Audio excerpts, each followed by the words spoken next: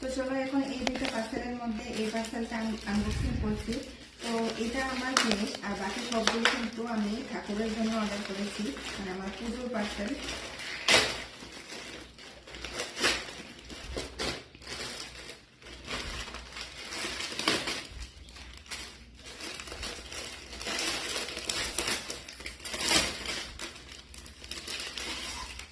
তো এটা হচ্ছে একটা বটম। তো যেহেতু আমি এখন মেয়েকে নিয়ে প্রায় স্কুলে যেতে হয়, টিউশনে যেতে হয়, তো যার জন্য আমার একটা মানে বটমের খুব প্রয়োজন ছিল।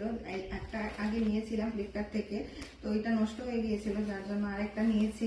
এটা হচ্ছে এইরকম হোয়াইট কালারের, আর হোয়াইট কালারটা তো সব কুর্তির সঙ্গেই যায়, যার জন্য হোয়াইট কালারটাই নিয়েছি। আর এটা কিন্তু সাইডে পকেট দেওয়া আছে, আর এটার সাইজ আমি নিয়েছি এম সাইজ নিয়েছি, আর সামনে কিন্তু ডোরি দেওয়া আছে, খুবই সুন্দর। আর এটা ডিজাইনটা কিন্তু এরকম নিচে দেখো।